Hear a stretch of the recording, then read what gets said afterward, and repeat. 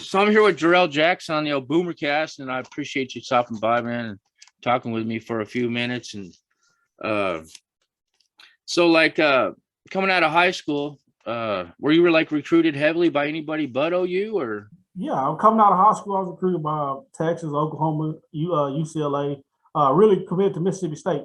Was going to Mississippi. Well, I committed to Texas in the 10th grade year, then just changed my mind. Then I was going to Mississippi State. Became real good friends with Eric Moles when I was on a recruiting trip. Had a couple teammates that played out there. Really went out there, enjoyed the place. It was fun. Was going there, and then came to Oklahoma on my last visit. Clarence James and those guys. I always wanted to go to OU. I mean, that's always one that I had family that stayed at OU. My grandma, grandpa, maybe my great grandma, and my uncles and my cousins. I always came to Oklahoma on that time, so I always saw myself as being like Jamel Holloway or Charles Thompson coming there. So when I came on an official trip, it felt good. I met P.J. Mills and Garrett McGee, Terrence Brown. A lot of those guys we played high school ball. I played high school ball against in Houston, so just kind of made it home. Coach Merv Johnson did a great job of being there for me. And then just Clarence James, who stuck with me through all the BS I went through in high school coming out. He stuck with me. He was a foundation for us, and was just I felt real comfortable with him, and made the decision to come to Oklahoma, and it was pretty good. Yeah, I got a PJ Mills coming up in a couple weeks, and I talked with Corey Warren about 3 weeks ago, man, and man, Corey, the Deuce, the OG Deuce. Deuce is good. Deuce has actually been pretty good for me when I started coaching. I signed two of Deuce's players in the Ivy League. Oh, they nice. End up being great players for me. And then PJ is like my big brother. We still talk. I get on the radio every now and then. And when you have him on here, ask him, is his Lakers gonna ever win a game? He's a Lakers fan. So no, I stay in contact with a lot of those guys, man, and just being in the coaching profession, being able to call back some of those guys as coaching and get some of their players. Right. Was that those players from the KB3? He was at what was he? He was at Westbury Christian. Okay. I think that was before he started KB3. But yeah, I got two players from him. One of them really did really good for me. Was a converted. He talked me into doing him. He was a converted quarterback. Told me he could play receiver, so I ended up taking him. Deuce knows what he's talking about, so I ended up taking him. Kid ended up being a great football player for us in the Ivy League. Nice, man. Very nice. So let's talk about that big game you had in '96 against the dreaded Shorthorns. Hey, that was a good game. That was a killer game, man. People don't know the story that went behind that game. So I'll tell you. So Friday in walkthroughs, Dick Winder, people kept jumping off sides and things like that. And I really wasn't paying attention. We was out there, and they changed the snap. Fuerte changed the snap count. We went on 2, and I ended up jumping off sides.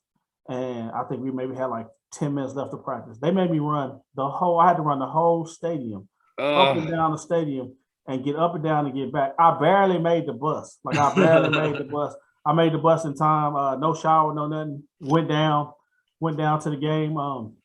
The first touchdown, I just kind of put myself in the game. I heard the play. Me and Fuente kind of worked on it in practice. So I kind of just ran out there, took somebody out, and put myself in. Nice. And caught a touchdown. Mike McDaniel did a good job of clearing everybody out and falling down. And then I was able to catch the touchdown in the back corner of the end zone. And that's nice. Very nice grab.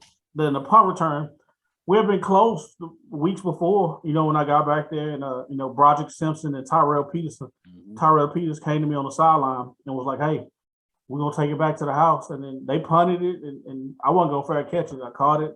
Saw Brandon Daniels in front of me running. I didn't see him block nobody, so I figured we had a clean shot. So he didn't block nobody to the end. So we just took it down the sideline. It was a great play. Really, really good team effort. Matter of fact, you said Deuce was the first person to meet me on the sideline after that play. So that was a big play and kind of helped us get over the hump and win the game. It was good to see guys like James Allen, who had been there, who had battled the year before and got stuck by Stony Cake. So it was good to see those guys get a chance to win and redeem what happened the year before. Yeah, man. On that punt return, you made that first dude miss. It kind of reminded me of that Deshaun Jackson one that he had against the Giants, right, a few years back. It's kind of like that, man. You make that first dude miss and gone, baby. That's the biggest thing about returning punts. You got to be fearful. Make the first guy miss. And it goes, I had a chance to sit back and watch guys like PJ Mills and those guys the year before return punts. Matter of fact, I got a funny story with Snellenberg and PJ. He put PJ back there. They was working on punts and they punted the ball. He told everybody it was live except for PJ. Oh no! PJ thought it wasn't live, so they came down trying to kill him. And I saw him return one in practice, so it's been fun. But that was a great team effort. We had worked so hard. We had worked hard all year long, and we was close a couple times, so it was good to kind of get it in the end zone. Man, you're right, man. That whole squad, like that whole time during Blake's time, even Schnellenberger's time, like that roster was full of talent, man. There was so much NFL talent from top to bottom, man. And like you guys got me through some rough times, man. Like even as a kid, man, like growing up, you guys showed me like to not give up, like always fight and just keep going, man. And we appreciate y'all. Y'all helped us get through some tough times because there was some times, we went through some rough times where you thought about transferring up out of there. But you play the game for the school and for the fans and for yourself. Once you come to Oklahoma, it's that OU DNA that's in you. You want to be there and want to make it happen. Right.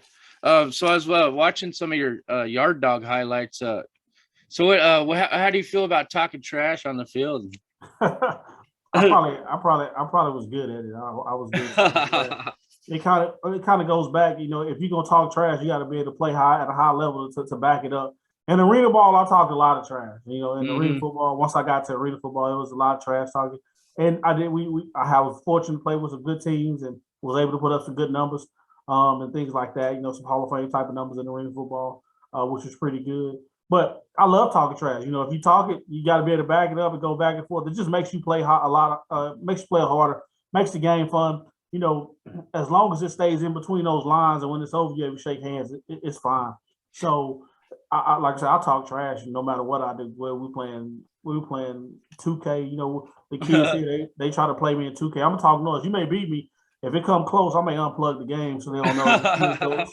so like some stuff like that. But trash talking, you got to be good at it. I think I'm pretty good at it, and you got to be able to back it up. Hell yeah. I think it's like just shows how much passion you have to like compete. Like pretty much. Like I mean, life is a competition, man.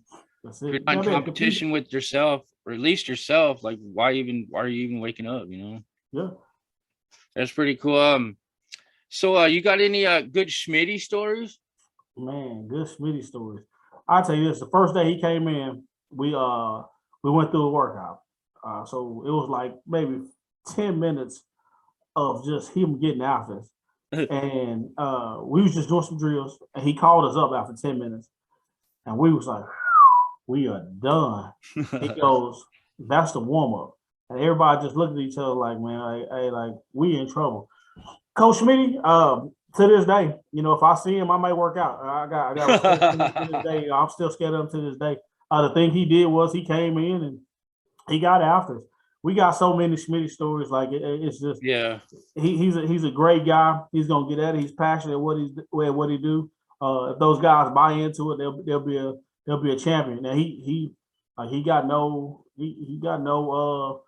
I'm still to this day don't understand how a man could be sitting in his office and I could almost cheat on a rep and put my weight down, and he come run out of his office and be like, "Hey, big dog, you still owe me 2." Like I still haven't figured out to this day. Like I have not figured out to this day how he knows how many reps I did and stuff like that. But he was great, man. He was great. I love him.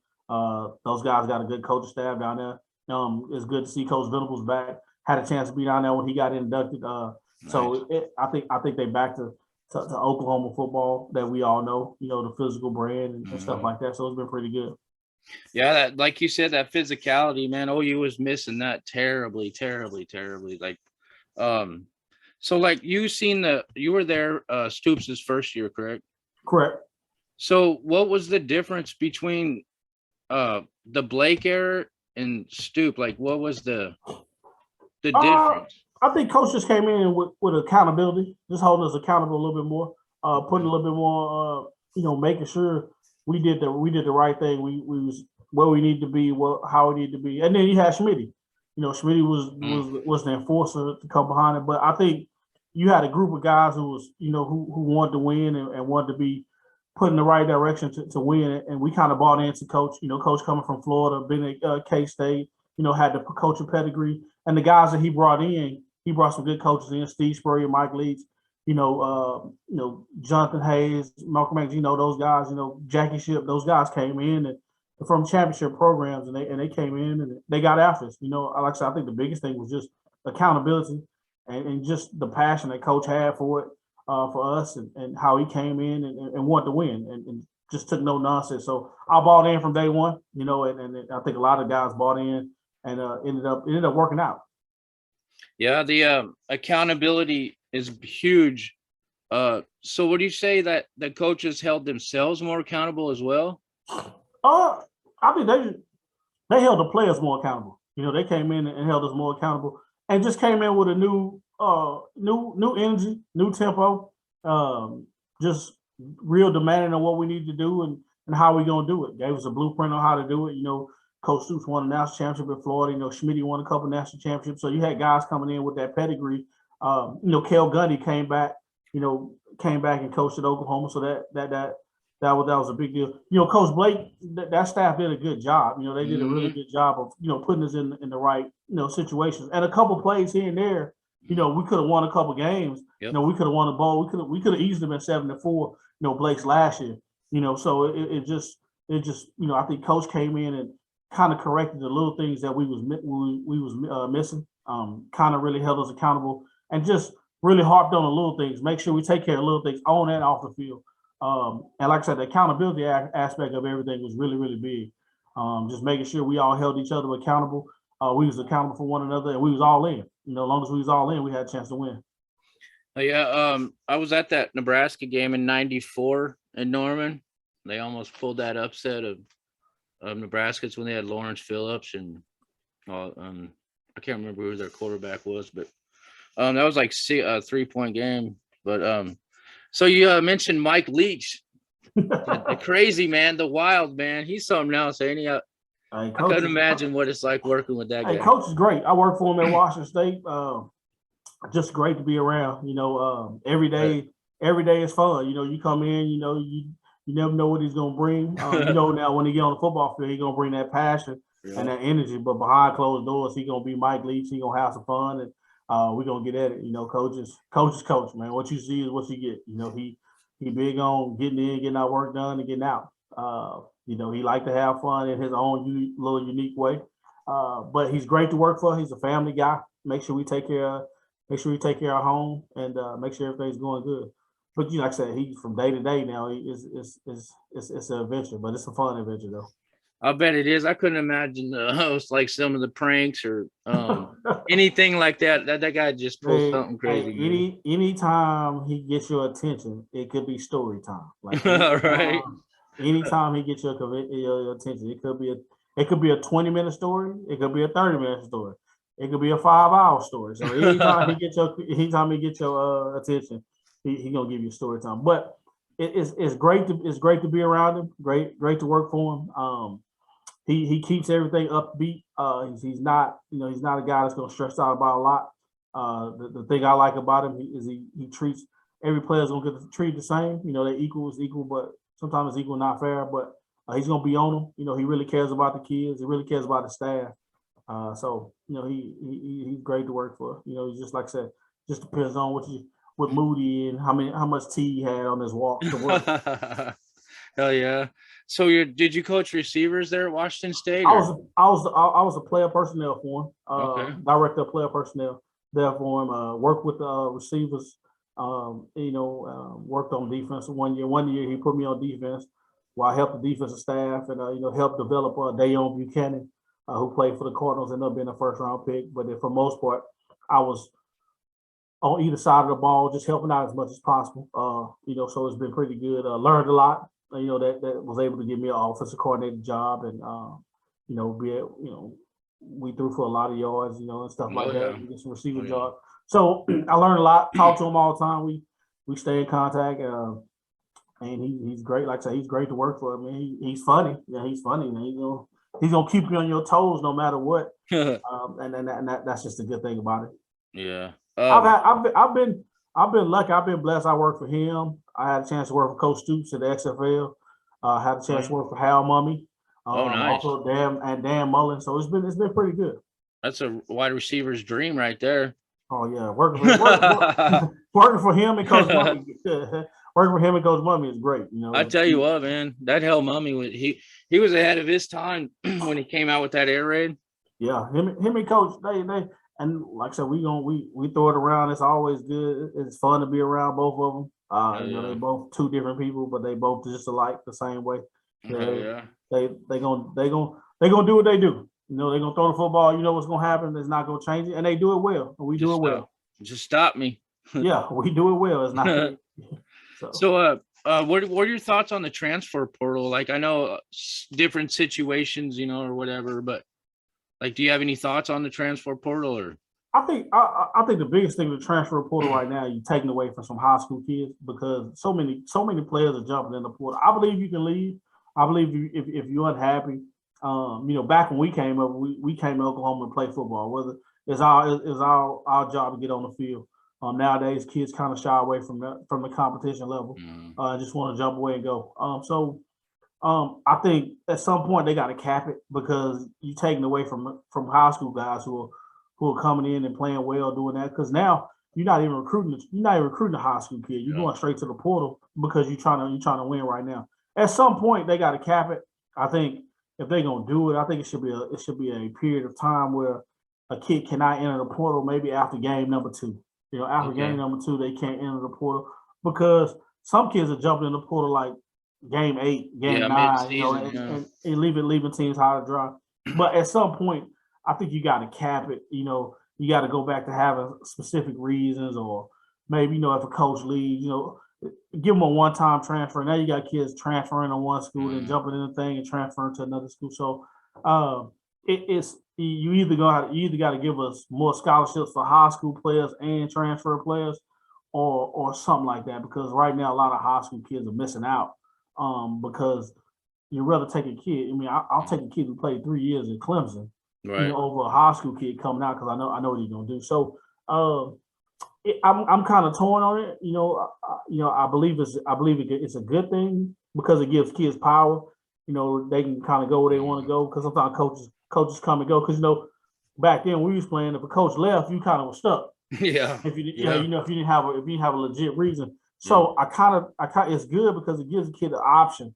If his coach leaves, he can leave and go somewhere. But also it's bad because you got some high school kids who really then bust their tail to get to where they need to be and put themselves on a map. And now a kid that usually be a Power 5 player may fall to a D2 or FCS school, by chance. So, but like I said, I think it's a good and bad thing. You gotta find a way to control it. I never really thought about it that way. The high school kids missing out on a scholarship. It's a pretty good way to look at it, man. Yeah, and now with the NLI, it's that's a whole nother monster now because kids chasing money, and so that's a whole nother monster to go along with it. So, but that 5-star corner from Ohio State, when Texas just happened to make a pancake factory or whatever, he just I I think I'm gonna go to Austin and play football. Like it's just stuff like that. I mean, he might. You gotta go to school for a school that fits you. Like, don't go for money because if you go for money and you go there and don't start or don't play, then you're gonna be unhappy. Yeah. Then you're gonna be in the portal. And then once you become one of those guys that's unhappy and jump in the portal time after time after again, you're gonna be at like 4 or 5 schools before you decide to play ball. So yeah, and that's commitment issues. That's gonna be a red flag for commitment issues for sure, dude. Like, oh yeah, you gotta make sure. You sure you want to like draft this dude? If like you spend a lot of money on them draft picks, man. It's crazy stuff, man. What was that?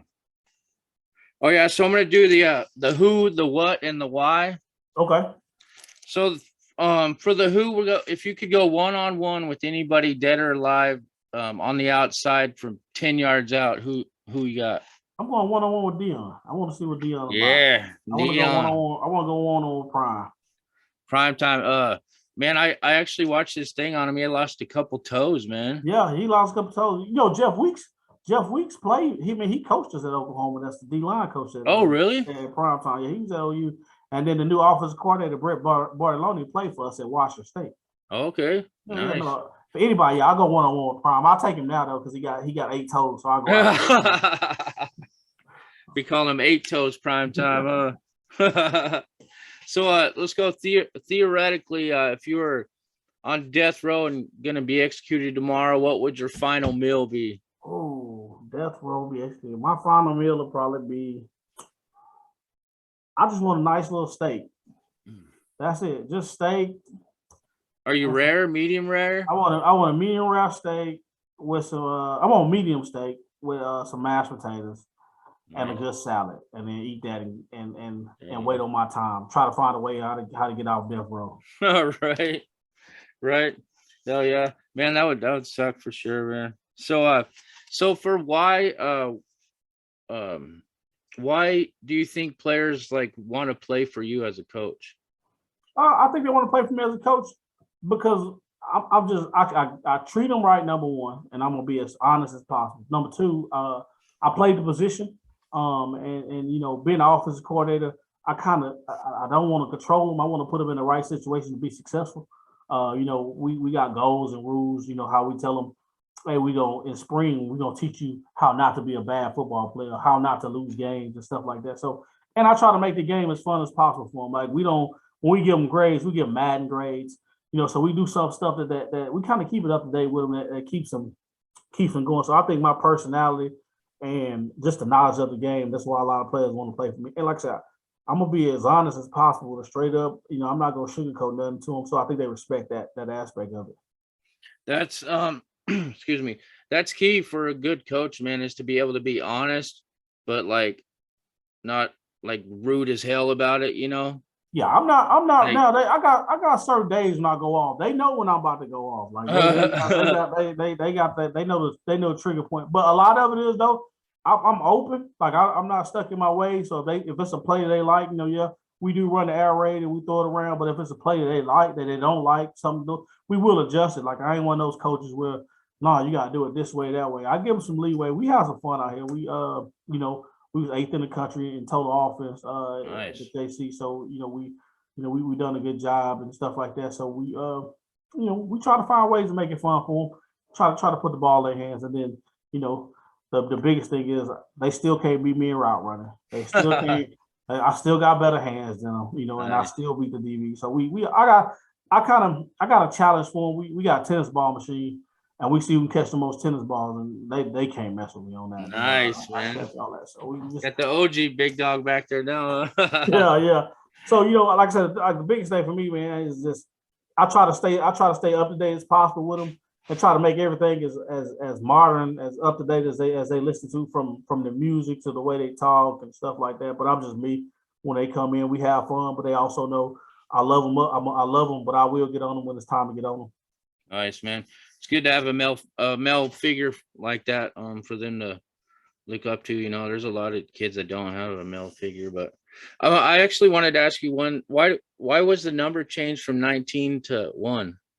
I wanted number one all my life in high school and stuff like that. Now I originally was going to run number 3 for my neighborhood, but Eric Moore traded me. He won number 3 because his brother had won number 3 in the Canadian League. So we traded, nice. And then that's how 19 is what they gave me. Well, they gave me 88 when I first got there. Oh, hell no. They gave me 88 when I first got there.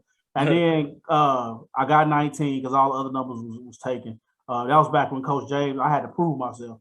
Yeah. Clarence made me prove myself nice. In order to get the number. And I still do that right now today with the receivers when they come in. I put them all in 40s number when they come nice. in. When they first come in. So then, I got a kid who wore 44 his whole 4 years of his career because he did a good job. But nice.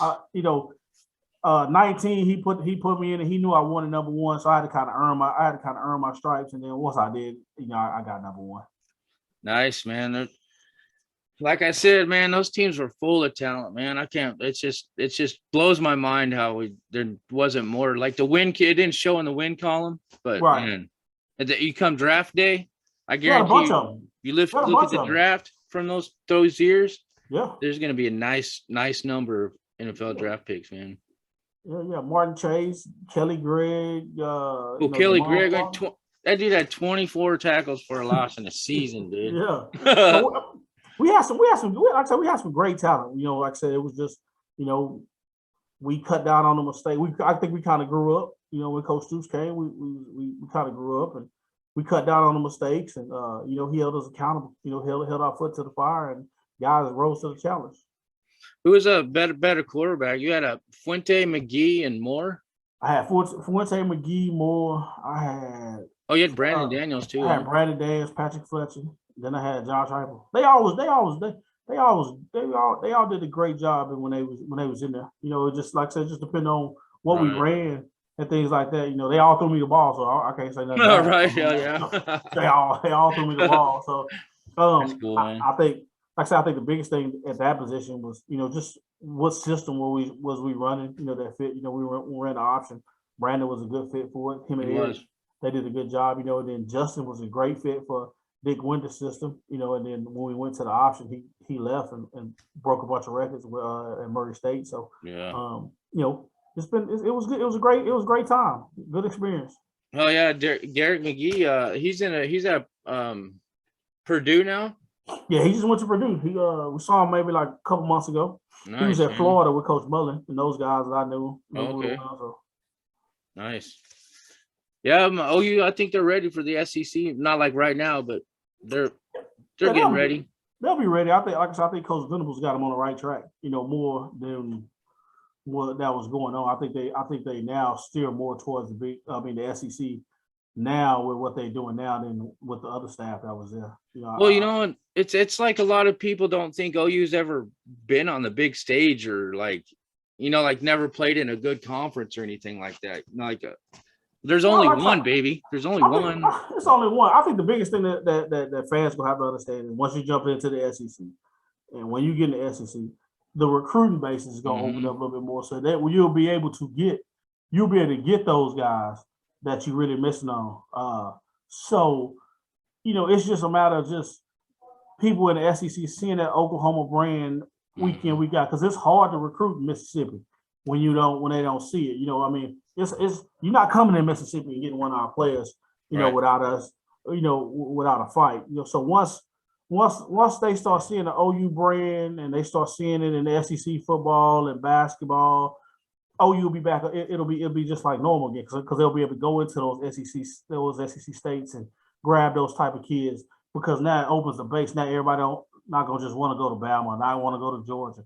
Now you got Oklahoma, same big brand. So now it'll open up. Like I said, it's just gonna take for Oklahoma to get into the SEC, get in on the SEC network. Those kids that's in those SEC networks start seeing the brand, start seeing the coaches there. Start seeing it around, and then it'll take off. Yeah, man, that's for sure, man. I'm pretty excited for it. Definitely excited for it, man. But I appreciate you stopping by, man, and maybe we could link up sometime after the spring game or something. And... Yeah, I'll definitely get back on after spring ball and share some stuff with you once we get done with spring ball. Oh yeah, that'd be cool, man. Yeah. Can I get a Boomer Sooner before we go? Boomer Sooner. That's right, baby. All right, thanks, bud. All right.